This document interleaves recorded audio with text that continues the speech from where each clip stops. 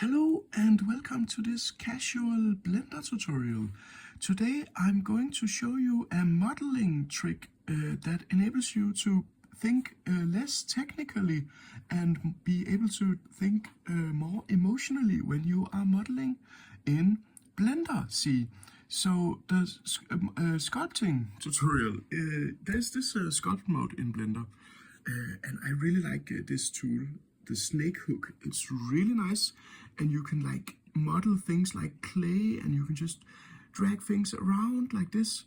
But you see, sculpting is always a problem that comes down to, if we go into edit mode, it's always a problem that comes down to the amount of dots that you have on your current model, and this has always been a problem. So the thing is, we can subdivide it.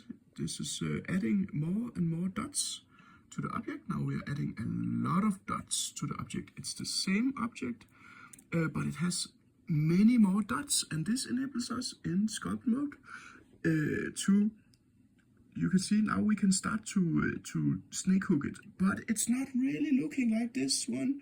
We need to subdivide it very much in order to be able to have it look high resolution, I guess. So if we go into the dot selection thing and subdivide it even more, you can see, wow, we have subdivided it a lot now. And now we are really starting to see this snake hook tool shine.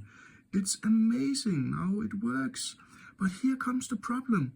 The Blender problem is that if you have already dragged out something, then you are stretching the dots. You can see here, over here, the dots are very close to each other, but by using the sculpt tool, we are stretching the dots, so they again become far from each other. So if I start to sculpt over here, oh no, it's not really working. But if I grab over here, where we know the dots are very close to each other, still we can, it kind of works, but there's always this problem.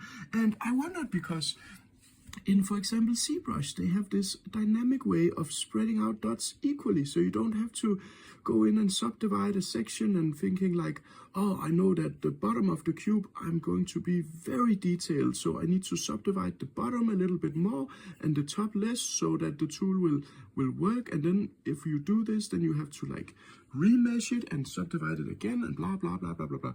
It was just so technical for me to do these sculpting things in Blender. So let's just imagine for a moment that this over here is ZBrush, because ZBrush has this dynamic subdivision thing on the tool. So if we drag out here, we can just sculpt, and you can see that it's not really stretching any of the dots. It's making new dots as we go, and this is really nice for modeling. I mean, it can be a little bit rough on the computer, but it's so chill because you can really just be very not technical and just drag your mouse around and come up with new shapes. And this applies to all the tools. I just really enjoyed the snake hook tool. So this is not ZBrush, this is still Blender. So how do we achieve this? Well, let us talk about it. If we go in and make a new Blender project, then I will show you how to do this.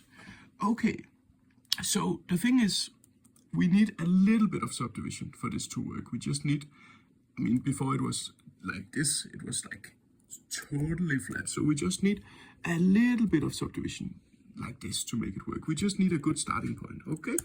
And then what you want to do in sculpt mode, you want to select your tool, and then you want to go over here to the right side and go to the topmost window and roll down until you see the dynamic topology toggle, and you want to turn this on, and you just want to say okay, and then you want to go down here, and I like to keep it like maybe at 4. The smaller the number, the more smooth it will be, but if you go down below 2, then your computer will burn a little bit.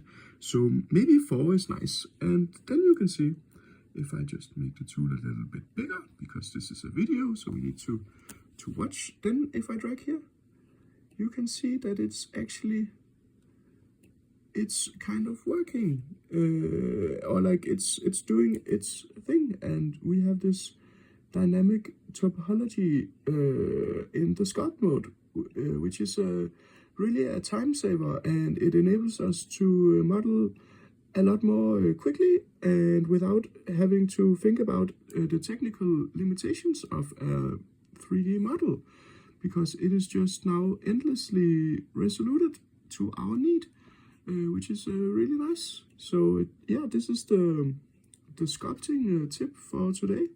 So you can really just start to drag your mouse around and have a lot of, I hope, fun, or like live your life in Blender, I suppose. Yeah, take care, friends.